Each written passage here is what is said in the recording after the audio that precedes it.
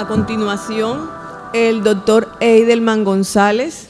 El doctor Eidelman es médico neumólogo de la Universidad de Buenos Aires, del Hospital de Clínicas José de San Martín, es docente de la Universidad Metropolitana de Barranquilla y nos acompaña con un tema que últimamente genera muchas dudas y muchas expectativas, que es asma, que es EPOC. Él nos va a hablar del asma al EPOC, realidad o mito.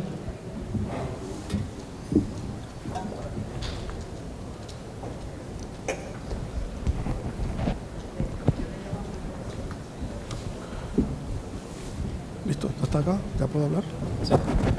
Bueno, nuevamente muy agradecido a los organizadores de este evento y nuevamente a mi amiga y colega, la doctora Lucila Flores, por haberme invitado. Gracias por el favor que me hizo. Me puse a estudiar, hacía rato no estudiaba tanto, pero bueno, que valga la pena. Ustedes saben que cuando yo venía para acá, yo le decía a mi hijo, estoy más nervioso. Y mi hijo me decía, papá, pero ya tienes 60 años, qué nervioso te vas a poner con 60 años. Y les digo, esto no es de edad, hijo, esto es de que cada vez que uno se sube a un escenario con tanta gente y donde seguramente puede haber auditorio mejor que uno siente como un poquito de temor de no meter los guayos. Pero bueno, acá estamos, le doy nuevamente los agradecimientos por estar acá a esta hora y a continuación vamos a charlar sobre, habíamos dicho poner esto un poco de lado, pero bueno, no importa. Charlar sobre este tema que se llama ACOS, el síndrome ACOS del asma al EPOC, realidad o mito. Quiero mostrarles, esto es mi conflicto de intereses, y quiero mostrarles esta diapositiva, no la voy a leer, solamente para resaltar con ella que definir ACOS es muy difícil porque si bien la EPOC y el asma comparten la heterogeneidad, esto en el ACOS todavía es más evidente y hay mucha discusión. Pero fíjense ustedes que cuando analizamos, de pronto en lo que los expertos se han puesto de acuerdo es en decir que este es un fenotipo mixto, en donde hay pacientes con EPOC y pacientes con asma. Lo que se puede llamar el ACOS, que no es otra cosa que la mnemotemia del inglés, síndrome de overlap de COPD, asma. Pero cuando le vamos a preguntar a los expertos, ¿cuáles son las características clínicas de estos pacientes? ¿Qué debemos tener en la práctica clínica para identificarlo? Ahí la cosa se hace un poco más compleja y todavía no hay mucho consenso. De manera que esto comienza por allá con una publicación que hacen en los archivos de neumología en el año 2012, donde dicen que esto es un fenotipo y que este fenotipo de pacientes que tienen o asma o EPOC que comparten características de una u otra enfermedad en favor o en contra de la otra. Y desde ese entonces, estas guías establecieron esta publicación en donde se clasificaron a los pacientes por fenotipos y apareció el fenotipo agudizador, ya fuese bronquítico o enfisematoso, no agudizador, ya fuese bronquítico o enfisematoso, y apareció el fenotipo mixto, pacientes que tenían EPOC y tenían asma. Y no contento con estos doctores le sumaron a esto unos criterios y tomaron la conducta de decir que para decir si un paciente tiene ACOS, tendríamos que mirar si existían criterios mayores o criterios menores y que la suma de ellos nos hacía el diagnóstico. De esos criterios mayores vamos a resaltar la prueba broncodilatadora, la eosinofilia, la historia de asma, los diagnósticos de la familia, la atopía y de acuerdo al número de ellos podríamos decir que el paciente tenía un ACOS. En el 2014 la guía Gina hace una publicación y plantea 5 interrogantes, cuestionario en mano, compare mi hijo y dése cuenta qué tiene a favor, qué tiene en contra para decir que es la misma enfermedad. Y dentro de ese cuestionario la primera pregunta es, ¿tiene el paciente enfermedad crónica de las vías aéreas? ¿Tiene tuberculosis? ¿Tiene bronquitis crónica? ¿Tiene bronquiectasia, etcétera? ¿Tiene diagnóstico clínico de asma? ¿Tiene diagnóstico clínico de EPOC o es un ACOS? Mire la espirometría, recomiende el tratamiento y si tiene que remitirlo a una cuestión especializada, hágalo. Y en el primer punto, básicamente mirar la radiografía, a ver qué qué alteraciones radiológicas podría tener tanto en la RX como en el TAC. Y desde ya quiero que quede aquí hoy bien clarito que el diagnóstico de EPOC no es imagenológico, no es clínico, es espirométrico. ¿A quién le hacemos una espirometría? A toda persona que no tenga síntomas, y si los tiene mejor, pero que sea mayor de 35 años y que tiene factor de riesgo, el diagnóstico es pedir una espirometría. ¿Quién la pide? En primer nivel de atención se puede pedir. La siguiente situación a analizar era si había un diagnóstico clínico de EPOC. Entonces acá nosotros lo que íbamos a llenar cuestionario en mano, qué características tenía para asma, qué características tenía para EPOC y qué características tenía ese paciente finalmente para decir que era un ACO. Entonces surge el interrogante, ¿y esto por qué se produce?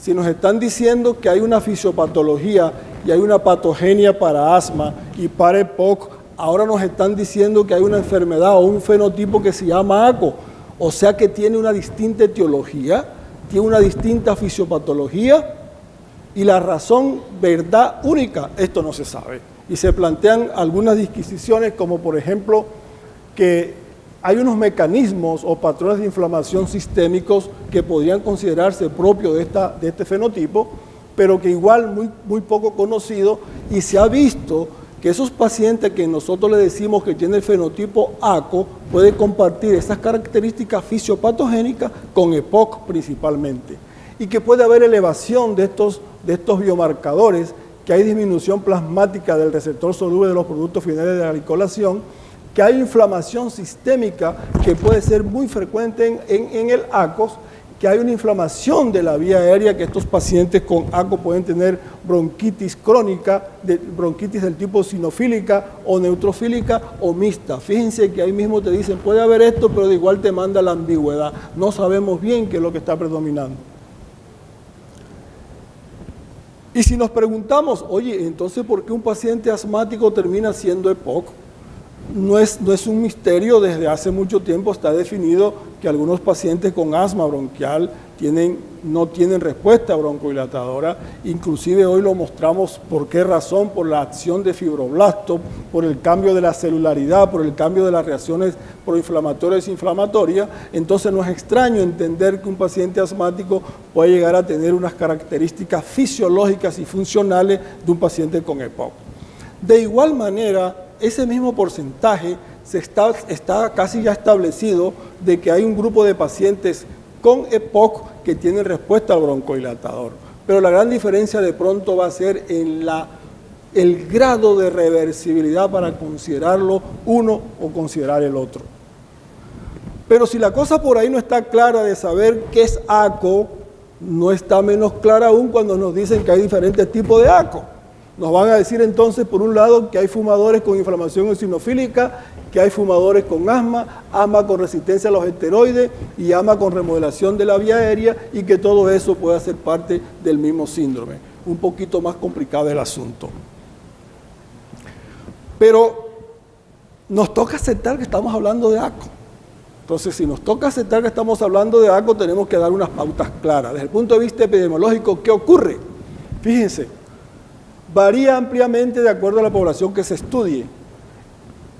Es frecuente, depende de la fuente y los criterios que estemos utilizando, en la población general hasta un 4.5%, pero cuando ya nos dirigimos exclusivamente al paciente con EPOC, hasta un 55% pueden tener ACO, y cuando es con asma, hasta un 61%.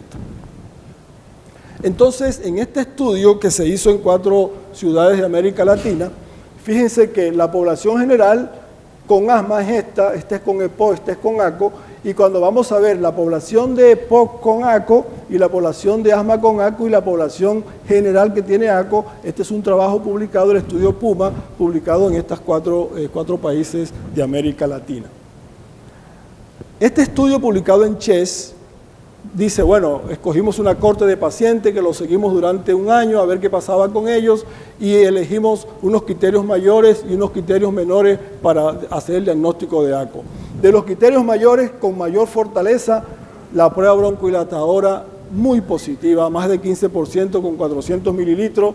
la presencia de eosinofilia en sangre mayor de 5%, también hay mucha discusión, para algunos es 3, para otros es 6, para uno es menos de 200, para otros es más de 200, y la inmunoglobulina E por encima de 100 unidades por litro y la respuesta broncodilatadora.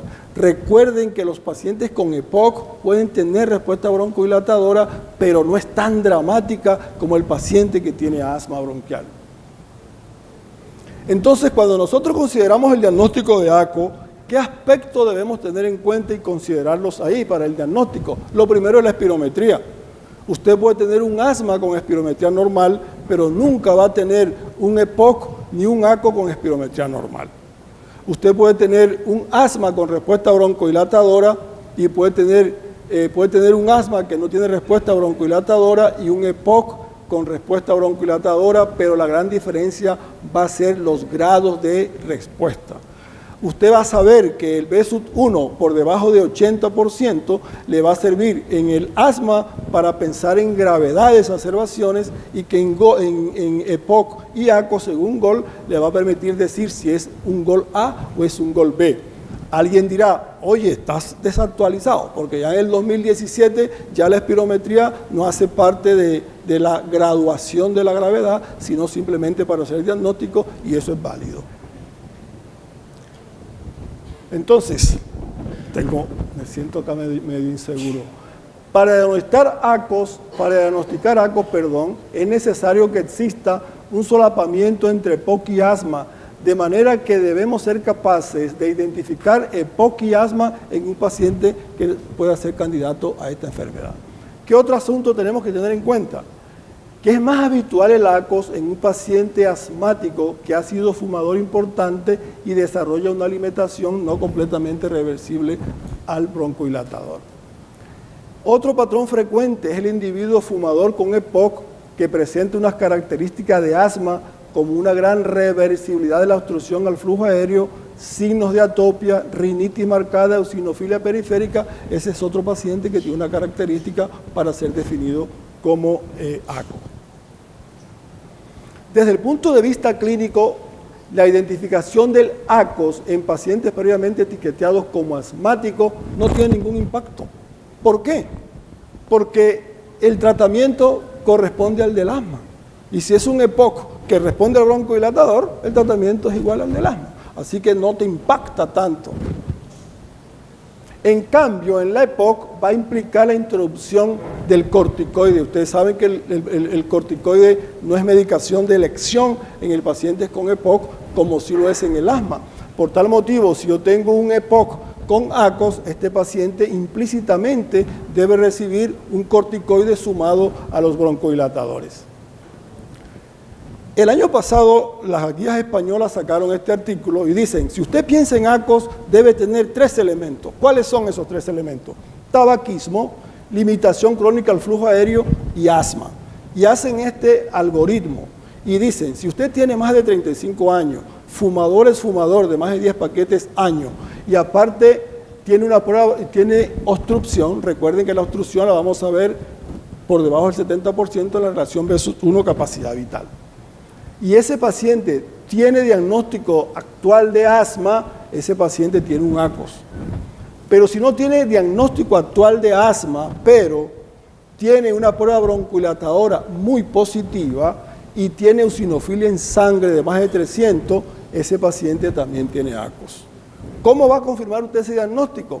Saber que la obstrucción que persiste tras el tratamiento broncodilatador y esteroides inhalados, incluso orales, en pacientes seleccionados.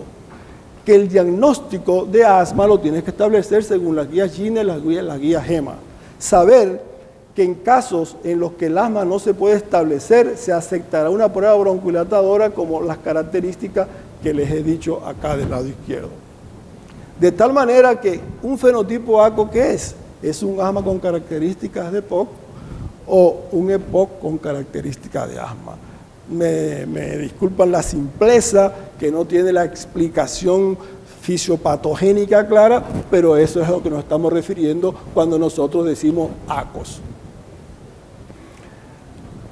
Entonces tratemos de aclarar un poquito más la cosa.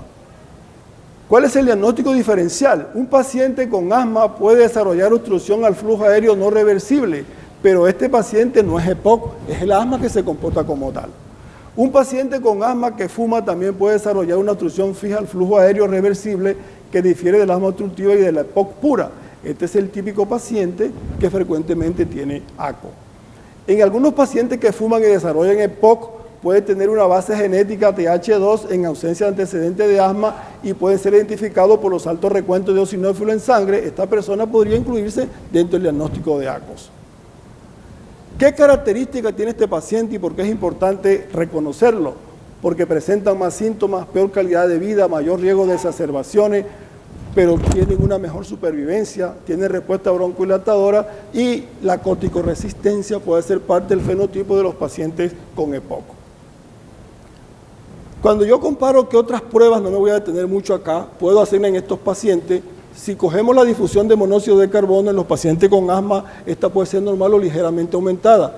En los pacientes con EPOC definitivamente nos ayuda mucho para saber si estamos ante la presencia de un bronquítico o un enfisемatoso. Los gases arteriales en el asma, a menos que sea una exacerbación, casi nunca están patológicos, como si puede ocurrir en el paciente que tiene asma y tiene EPOC. ¿Cómo vamos a tratar estos pacientes? El objetivo no es distinto al objetivo del asma ni del EPOC, mejorar calidad de vida, que el paciente viva bien, que esté libre de síntomas. ¿Y qué vamos a hacer para esto? Prevenir las exacerbaciones, el control de los síntomas y reducir el grado de obstrucción. Y para esto dos propuestas, la propuesta farmacológica y por supuesto la propuesta no farmacológica, que no es diferente a la del asma y a la del EPOC, que ya ampliamente se ha mencionado acá en la mañana de hoy. Y ya voy a terminar. Entonces, la quinta recomendación que hace Gina es: comience un tratamiento. Las opciones iniciales se basan en los síntomas y la espirometría. Si las características son de asma, trate como asma. Si las características son de EPOC, trate como EPOC. Hasta ahí nada nuevo y nada extraño. Si los síntomas sugieren ACOS o hay dudas acerca del diagnóstico de EPOC, inicie un tratamiento para asma mientras usted confirma el diagnóstico. Considere tanto eficacia como seguridad. Fíjense, si las características son de asma, no puedes dar un broncohilatador solo, mucho menos un LABA, porque no vas a disminuir las exacerbaciones. Este paciente debe tener un corticoide. Si las características son de EPOC, este paciente se podría beneficiar de un corticoide solo, de un broncohilatador solo. Si es ACOS, definitivamente ese paciente tiene que recibir la combinación de corticoide más un broncohilatador, ya sea de efecto beta o de efecto anticolinérgico, largo por supuesto. Y las estrategias preventivas de control ambiental y todo esto. Parece ser que los pacientes que tienen mayor eosinofilia les favorece el efecto del corticoide y eso se ha visto y está medido. Lo otro, los pacientes que reciben la combinación corticoide con el broncohilatador mejoran su broncohilatación, mejoran su calidad de vida, responden más tanto en valores absolutos como en valores porcentuales. La importancia de diagnosticar ACO identifica a los pacientes con EPOC que requieren tratamiento con corticoide más LABA en las primeras fases de la enfermedad. Las guías GEMA y las guías SEPOC establecen una combinación LABA-corticoide como tratamiento inicial y agregar LAMA, que está muy de moda hoy en día, la triple terapia, que sería excelente si viniera en un dispositivo único. Dosis elevada de corticoide, esto es muy discutido. Cuando nosotros hablamos de dosis de corticoides inhalados, ¿qué es lo ideal? ¿Dosis alta, dosis media o dosis baja? Lo que sí está claro es que mientras más altas sean las dosis, más tiempo, más riesgo de efectos colaterales. Aunque en el futuro algunos de estos pacientes, particularmente los más graves no controlados con triple terapia, puedan necesitar tratamientos alternativos, como los famosos medicamentos ahora biológicos, no hay todavía ensayos definitivos que permitan considerar X o Y medicamentos de estos tipos para el paciente que tiene un ACO o que tiene un EPOC. Y finalmente, quiero decirles que el fenotipo ACOS es una definición heterogénea y muy heterogénea en todo su comportamiento, como lo acabamos de decir, que su determinación es importante porque esto impacta en el comportamiento de la enfermedad y a la hora de elegir el tratamiento, que los pacientes con ACO tienen más síntomas, exacerbación y mayor mortalidad, que hasta un tercio de los pacientes con EPOC tienen características de asma. No nos olvidemos de eso en nuestra consulta. No hagamos más diagnóstico de EPOC con radiografía porque el amigo radiólogo diga, características de EPOC, ese paciente no tiene EPOC. La RX de tórax en el EPOC inclusive puede ser normal. Y como tratamiento inicial de este fenotipo, corticoide LABA. Y no olvidar que probablemente, de acuerdo a su respuesta, haya que agregarle un LAMA. Queda para el futuro si la introducción de terapia biológica puede ser benéfica en este tipo de pacientes. Muchas gracias.